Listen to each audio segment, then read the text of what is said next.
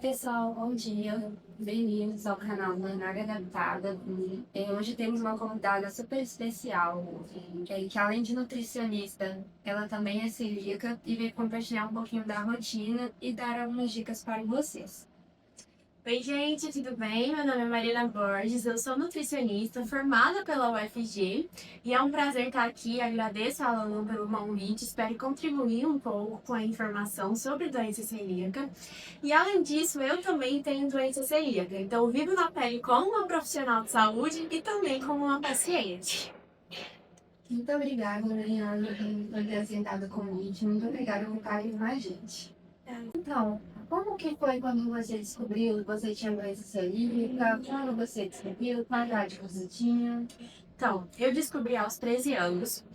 Eu tenho 10 anos de diagnóstico e os meus sintomas mais comuns foram diarreias, dor abdominal e cólica. Era o que eu mais sentia. E minha mãe, na época, me levou a uma gastro que pediu os exames corretos, analisou e realmente eu era celíaca. E um outro ponto importante é que a doença celíaca é uma doença autoimune e é comum ter outros familiares com doenças autoimunes. A minha família é cheia de doença autoimune e também tem um tio que é celíaco, então a genética é bem presente mesmo. Entendi. Isso deve ter ajudado também a pensar no seu diagnóstico, Na nossa realidade. pedir esses exames, né? Mariana, e como que foi o impacto inicial aí da doença celíaca na sua vida, na sua rotina, na sua alimentação?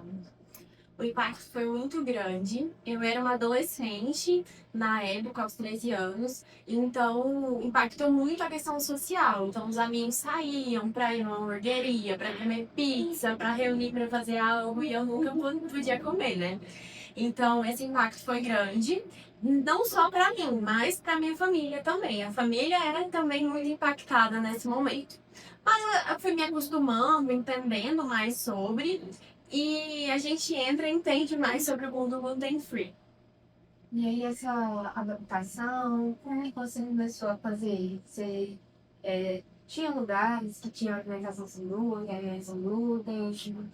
Na época, eu morava no interior de Goiás, então não tínhamos opções seguras, eram mais tudo feito em casa. E lá a gente começou a se aventurar. Então, minha mãe a procurar receitas sem glúten. Eu tive auxílio de nutricionista na época, que também deu uma luz, me guiou melhor ao tratamento.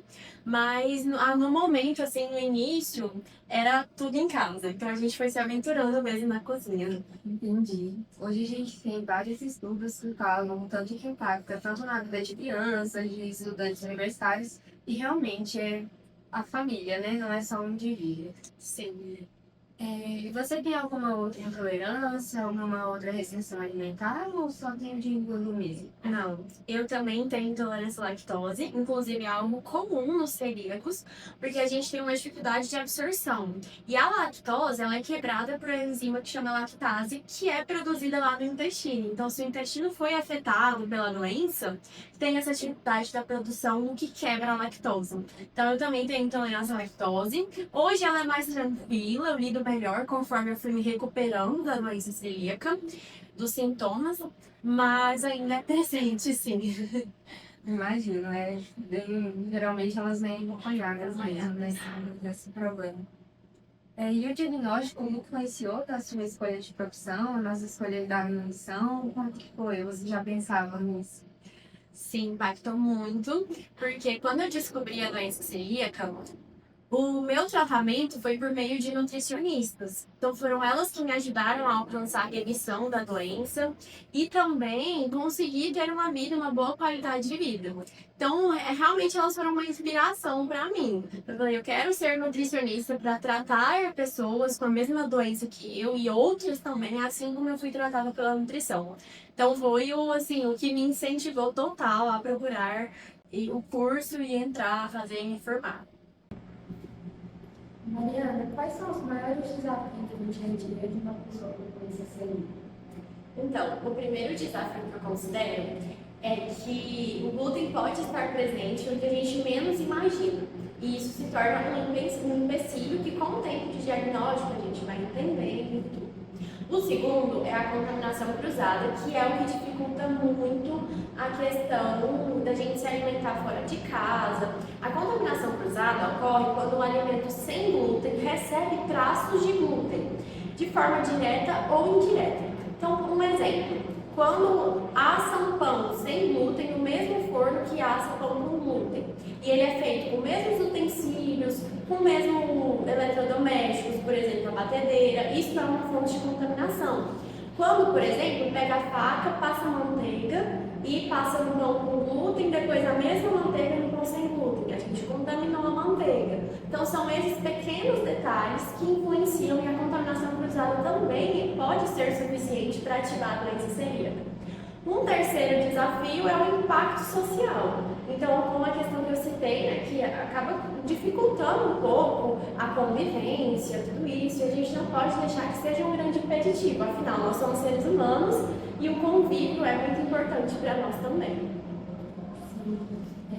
Falando nisso, nessa pergunta, como você fez quando você estudava e teve essa doença e descobriu que tinha que adaptar essa alimentação? Então, eu era muito nova, basicamente eu consumia o que era feito dentro da minha casa. Muitas vezes, quando eu ia sair, até hoje, eu me alimento antes de sair de casa, ou então eu levo minha marmitinha, e a gente é inclusive muito conhecido como marmiteiro. Ou então eu costumo, por exemplo, eu vou a uma festa que hoje o cardápio vai ser pizza. Eu tento fazer minha pizza também para me sentir incluída lá, então levo à parte. E a gente vai criando assim, sempre foi, a gente vai criando formas de lidar melhor com o convívio social. Tem algum truque que você indica para a gente para identificar os sólidos, os ingredientes escondidos que podem ter glúten e que às vezes não tem tão claro assim para a gente e que contém a lactose também? Sim. Então, a leitura de rótulos é fundamental para o celíaco. E é importante sempre estar lendo o rótulo, mesmo que seja um produto que ele esteja acostumado, porque a indústria pode mudar ali, passar a conter glúten e às vezes no automático a gente nem percebe. Um ponto importante, algumas indústrias podem rotular errado. É a minoria, mas a gente tem que ficar esperto. Então, às vezes vai vir escrito assim, não contém glúten, e embaixo, alérgicos, pode conter trigo. Se pode conter trigo, tem uma possível contaminação cruzada, logo contém glúten e o celíaco não pode. Então, é importante ficar observando, porque algumas indústrias podem errar nesse aspecto, mas em geral a gente confia assim nos rótulos. Em questão à lactose, sempre observar se não tem algum derivado de leite, algo que vem escrito com a palavra lácteo. Então, tem um composto lácteo ali na lista de ingredientes. Ou então um produto lácteo, uma farinha láctea.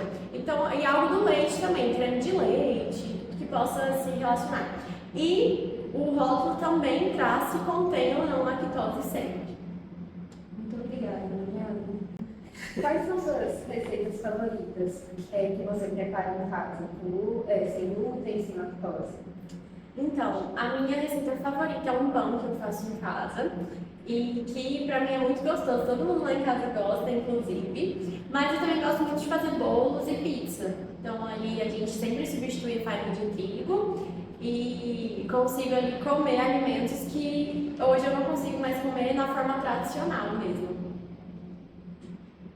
E como que você organiza a despensa e a geladeira para evitar essa contaminação cruzada? Na minha casa, 99% é sem glúten. Então, utensílios, talheres, eletrodomésticos e tem aquele 1% que é com glúten. Como que eu organizo? A minoria sempre é identificada. Então, bucha que é utilizado para lavar os alimentos com glúten é separado, a gente lava na área de serviço. Talheres também são identificados. Eu pego um simples esmalte e identifico para eles serem consumidos com glúten quando houver. Também copos, por exemplo, e pratos, sempre tem a identificação diferente, para que eu reconheça que eu não posso consumir esse glúten. No armário, a disposição é sempre alimentos sem glúten acima e com glúten embaixo. Por quê? Para não ter o risco de cair uma migalha em cima da minha alimentação sem glúten. Então, sempre essa disposição e identificando. Então, buchas separadas, locais que a gente lava separado, tudo separado para que não corra o risco de contaminação cruzada e eu passo mal. Entendi. É bem necessário essa organização, porque realmente é uma pequena contaminação que causa a doença, né? Se as consequências são muitas. Sim. E o que você observa como as principais dificuldades na hora de iniciar essa dieta restritiva? É falta de conhecimento? É falta de alimentação? Quais são, assim? Sim, falta de orientação também. Infelizmente, a gente não tem muitos profissionais que entendam de fato sobre a doença celíaca. O outro ponto, acho que uma das maiores dificuldades é o paciente entender que de fato ele não vai mais poder comer glúten. Que o único tratamento para a doença celíaca é a dieta 100% sem glúten e, claro, sem contaminação cruzada. Isso é uma dificuldade. Às vezes a gente fica com a expectativa de quando eu melhorar eu vou comer glúten, mas não. É para sempre, sem nem um pouquinho, como as pessoas falam. Um outro ponto também é o paciente conseguir entender o que ele pode comer ou não. Então, isso é um grande impasse. O que será que eu posso? Será que arroz tem glúten? Será que feijão tem glúten? Alimentos básicos também.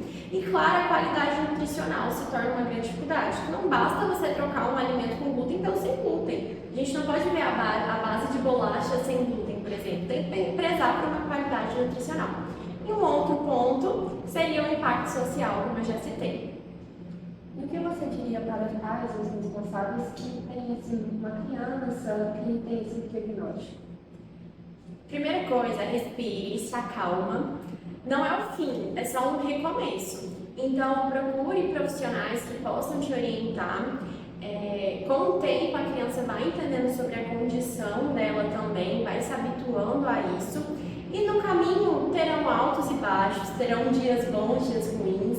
A gente descobre que está consumindo um produto sem glúten, sem querer, mas assim a gente vai caminhando e sempre também entendendo sobre nossa condição sem glúten. Se for preciso, não hesitem em procurar ajuda profissional, principalmente psicológica, porque os familiares também são muito impactados nesse momento de diagnóstico. Mariana, muito obrigada. Agora vamos entrar só em algumas perguntas sobre os produtos mesmo, sobre como está essa situação atualmente. Todo alimento sem glúten, ele é considerado saudável? Não. Inclusive é um grande erro que a gente tem hoje. Por quê? Para suprir a falta do glúten nos alimentos, o que a indústria faz? Ela vai lá, aumenta açúcar, aumenta sódio, aumenta gordura, e isso não é saudável. O que seria saudável sem glúten é o básico, né? Então, sempre o básico bem feito: o arroz, o feijão, carne, frutas, verduras, saladas, ovos, que é a nossa base de alimentação saudável, sempre com cuidado com a contaminação cruzada. Mas não necessariamente o sem glúten sempre é mais saudável. A gente tem que ficar muito atento a isso. E muitas vezes, um rótulo sem glúten e um rótulo com glúten pode conter as mesmas calorias e não ter uma boa qualidade nutricional. Exatamente, né? Atualmente a gente tem algumas variações no mercado. A gente tenta pensar que é mais saudável e é substituir. Tem que estar atento. Mariana, quais os maiores mitos que você ouve, que você sabe sobre a doença celíaca, que você vê com seus pacientes? Maiores mitos são, o primeiro, que um pouquinho não faz mal, e é muito comum a gente escutar isso, algum familiar: não, come, só tem um pouquinho, ou então só tira a parte que tem glúten. Não, a gente tem contaminação cruzada que também pode ativar a doença celíaca. Então isso é um grande mito. Um pouquinho também pode fazer mal, assim como um tantão. Um outro ponto é que existe intolerância a glúten. Eu sou intolerante a glúten. Não, intolerância é diferente de doença celíaca. Intolerância é uma incapacidade de digerir um carboidrato, como por exemplo a intolerância à lactose. A doença celíaca é uma doença autoimune desencadeada pelo consumo de glúten. É diferente e a gente precisa aprender a diferenciar isso. Um outro ponto, por fim, de um grande mito é que com o tempo vai curar. Diferente de alguns tipos de alergia, de intolerâncias, a doença celíaca é para o resto da vida. Então não vai curar com o tempo. A dieta deve ser seguida para sempre. Mariana, e aí você falou sobre isso, e aí entrou muito na nossa próxima pergunta, então já vamos esclarecer também. Não tem cura nem flexibilidade para a doença celíaca, né? Acho que seria importante a gente falar disso para o nosso público. Sim, muito importante. A doença celíaca não tem cura. O único tratamento é a dieta sem glúten para o resto da vida. O que tem em doenças que nós não falamos de cura é a remissão. Então, quando o paciente começa a seguir a doença, a dieta 100% sem glúten, a gente entra em remissão, que é quando os anticorpos normalizam, todos os exames entram ali no estado normal. Mas não significa que a gente tem um paciente curado. E sim que ele continua sendo celíaco, mas ele está em remissão e nesse momento saudável. Perfeito. E quais cuidados você recomenda ao comprar produtos naturais ou de pequenos produtores que não têm essa rotulagem? Sim. Sempre fazer muitas perguntas para entender como é produzido ali o alimento. Então, por exemplo, a senhorinha vende um bolo sem glúten que ela diz que não vai farinha de trigo. Ok, mas vamos entender como que é o processo de produção? Ela produz no mesmo ambiente que é produzido produtos com glúten? São os mesmos utensílios que são utilizados? Ela faz na mesma batedeira, no mesmo liquidificador? Então isso tudo já dificulta e a gente vai ali marcando X, né, no caso de que não é seguro para celíaco. Então é importante fazer as perguntas corretas. A senhora rastreia os fornecedores? São fornecedores seguros, de marcas seguras para celíacos? Compra produtos a granel? Nós não podemos consumir produtos a granel porque nós não sabemos a procedência de fato, né? Como que é essa produção? Utiliza o mesmo forno, os mesmos utensílios, a forma é o mesmo? Então sempre tem que fazer várias perguntas para de fato entender se é seguro. Mariana, e para encerrar, qual conselho você daria para quem acabou de receber o diagnóstico e está se sentindo perdido? Primeiro, como eu disse, não se desespere, você não está sozinho. Com o tempo a gente vai sintonizando no mundo gluten free, mas procure profissionais, procure informações seguras para te ajudar. Também se aventure na cozinha para adaptar receitas e conhecer novos sabores. Procure grupos de apoios, procure por celíacos. É muito bom quando a gente faz essa interação com pessoas que são como nós mesmos.